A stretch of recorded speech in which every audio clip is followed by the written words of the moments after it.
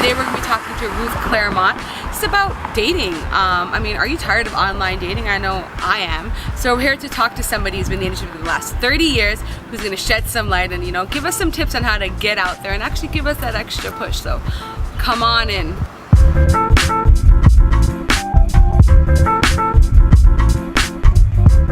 So continue our conversation on sustainable love. We just spoke with Victoria Laurent Favors, the holistic psychotherapist. Now that we're mentally prepared to go out and date, where do we actually meet people in this big city? So we came to Canada's leading matchmaker, Ruth Claramunt, who's been doing it for the last 30 years to kind of get some insight into that. So, for us young professionals, after we leave university, our social kind of scene kind of just tapers off a little bit, our careers start growing, we're having a hard time finding dates like within this landscape. Yeah. And it isn't a matter of meeting people, it's meeting the right kind of people. And your generation are getting married a whole decade later than the generation before, because you are getting your education, getting your career on track, and then where do you meet? You want to meet someone who has similar interests and goals and lifestyle, who is serious about meeting someone for a committed relationship. And not just, to hook up. And we are in this hookup culture, which is the online dating scene. So there was a recent study done by a market research group that shows that the online dating industry is an $86 million industry. Yet people are coupling less and they're ending up, hooking up more. It's this casual kind of thing. So let's deconstruct, first of all, online dating, because it seems to be the biggest thing. So first of all, let's talk about the emergence of shows like Catfish, The Craigslist Killer, Tinder, where again, the first thing that you mentioned to me when we first met was lies. Yeah, well, when you meet someone online, you don't know who they are. And I have heard horror stories of people who've met online and had terrible experiences. With what I do, I go and meet every individual personally in their home. I want to know who they are. I have to get them and understand, and they have to be serious. When they're online, it's addictive. You don't know who this person is. A lot of people will talk for months before meeting the person, and then it isn't the person they thought they were. Very or true. Never meet them. Or never meet them. So the first thing you touched on was, they're addicted to it.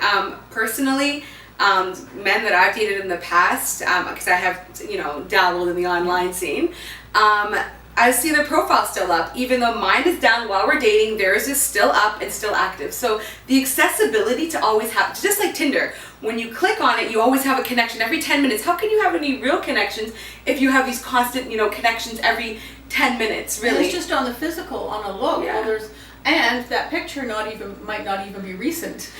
Let's be honest here. Or their picture. Let's be honest here, because I've met men before who claim that they were 40. Meanwhile, they sent me photos when they're 25. I show up at the restaurant and he has no hair. Not that I'm anything against him with no hair, but the pictures are not real. And let's be honest here, it is almost a delusional type of relationship you get with somebody before even meeting with them. And any relationship should start with truth. And if you're starting off with lies, the relationship's not going to go anywhere.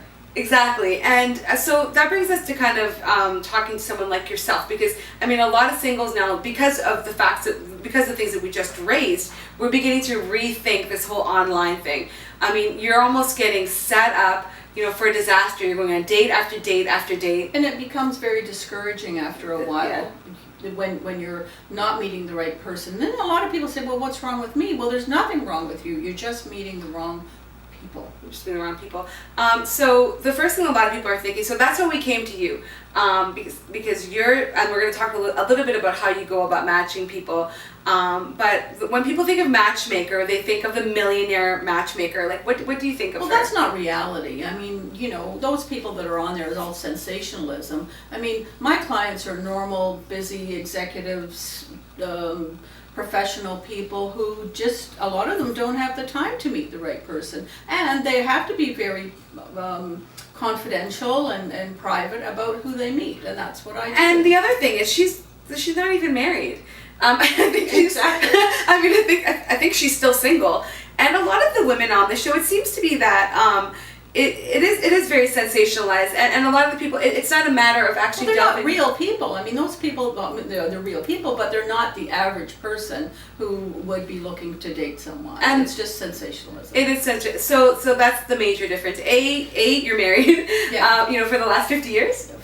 49 years. 49 years. Yeah. And B, you're not, it's not just this host of, a bunch of women, and they're all, really catty, and they're drunk, and, it's really a matter of... normal people, and normal's a good barometer I go by, normal. And it's really a matter of the heart, and your Yes. genuine interest is in connecting people, Yeah. really. Yeah, with similar interests and goals and lifestyle and morals and, and being at the same place in your life and looking for the same things and being serious about a committed relationship and not playing. Yes. It's not a game. People's lives are serious. This is I have their lives in my hands, and I take it very seriously. And romantic engagements are one of the most important things, and finding a partner is one of the most important things. In your life. Yeah. People say, some people say, oh, buying a house is the most important decision you'll ever make. Oh, no, it's not. Finding your life partner is the most important decision you'll ever make. That I could definitely agree with. Yeah. But the other thing we'll talk about is strategy. So what is your strategy in actually connecting people, and what are some of the really important facets that come up that...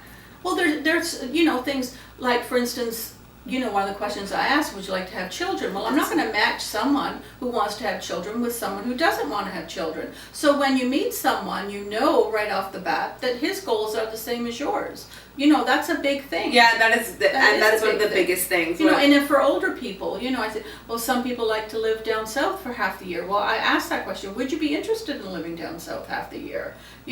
So you really have to be looking for the same things in your life. Yeah, which I think is difficult to find through any other medium. And secondly, I call Ruth, Ruth is like almost like Auntie Ruth kind of thing. Yeah. Like in our culture, you connect people together, and there's never, except she's not really your real aunt, because your real aunt might be offended if you don't like her niece or if you don't like her nephew. I'm not going to take it personally, but what I do is I really get very close to my clients and really connect with them, and so that I can help them.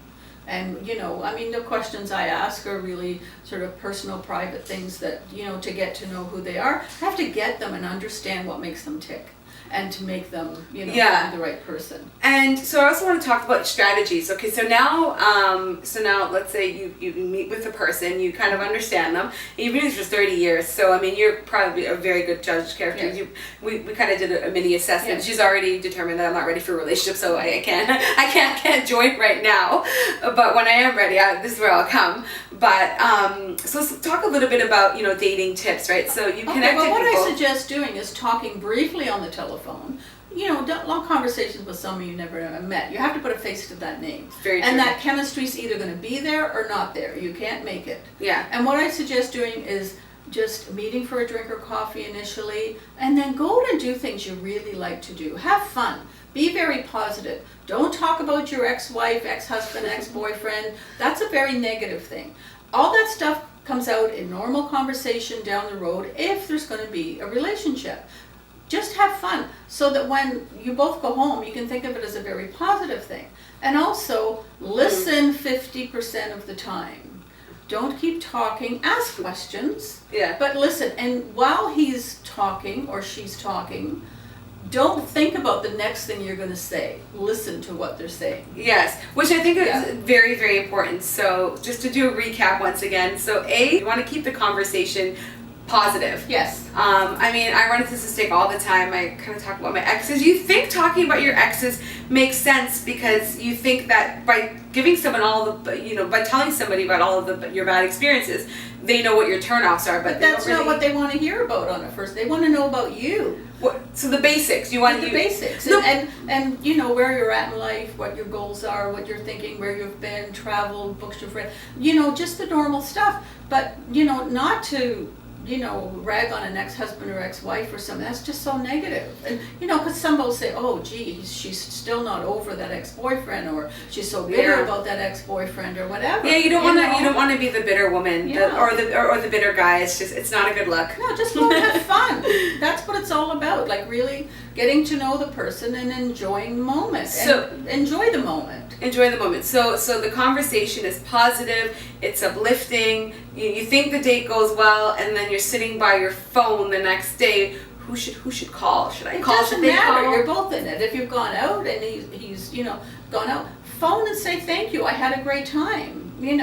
It's a two-way street. But with your services, I mean, the thing is, you have somebody in your corner because yes, and I get feedback. Okay. So it's very important that I get the feedback so as I can see if someone's doing something wrong in dating. For instance, I had a client who interrogated every man she went out with, and it was very uncomfortable, but she wasn't aware she was doing it. She was doing it because she was nervous. Yeah. And she's now engaged to one of my clients, and she thanks me. She says, I never would have known that that's what I was doing, but when I get feedback, I can help people.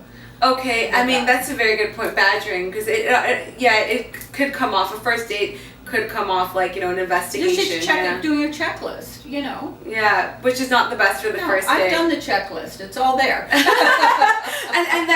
that's the point, really, is the fact that you're not going in cold. You're going in with somebody like yourself who's been to their home, who's done your homework. He's single, he's available, he's looking for a committed relationship, he has things in common with you. It's just a matter of seeing if that chemistry's there. So go out and have fun and enjoy. Okay, so we've gotten to the first date, we've kept it positive. Now we've either called or they've initiated. If they haven't yet and the chemistry's not really there, we give you a call back and you're rooting in our corner. Yeah, absolutely. Because as singles, sometimes we need to be rooting in our corner. Yeah. Because you can't go to your girlfriend or to whoever, they're just tired of it. They don't have time for it. We need somebody who's really serious about it. But I like that constructive, when you come back to me with information, it really helps me because then you have that to match you again and get the feedback is very, very helpful for me. So tell us a little bit about the cost associated. Okay, there's two types of services. The regular service is $1,400, and that's for an unlimited membership until you're happy with who you're with. You can put your file on hold and reactivate it any time. And I also do private executive searches, which start at $10,000, but it's a big advertising campaign, and I work with them on a very, very personal basis. And most people, stay with the first or second person I match them with on that. I mean, we were just sitting in the office today and you have an executive search and you probably got at least 10 calls, while we were just sitting here. I mean, it's serious. I'm very, very happy with the results when I do that and I get the people that I want. And and I'm sure that you get a lot of those executive calls because we are in one of the busiest cities, in Canada. We're really, really busy. We're out working so much that, we've accumulated wealth, but who do we have to share it with? Well, and it isn't a matter of meeting people, it's meeting the right kind of people. And to meet someone who is looking for someone just as you are, people are just too busy to do that. And I take the onus of, well, where do I go and what do I do? Well, that's my job and that's what I do. And I've been doing it for 30 years and I love it. Most of my clients are referrals of someone else's client. I've matched people in the same families. I've matched people, business associates and brothers and sisters and, very, very busy. The reality is that we know that online dating, we know that it's not working. We need an alternative. Shut off your computers, walk away from your computer, and get a life. And get a life, and get how to meet people. How do we contact you? You can reach me at 416-785-4416 or hearts@idirect.com. So we're going to hopefully we'll be hearing from Ruth a little bit more. She's just a dating expert. I love what I do. You're a guru. So we could come to you with questions. And there's a lot of questions and a lot of things that we still need, answered in the dating space because this conversation never ends. Absolutely, and I could talk for hours.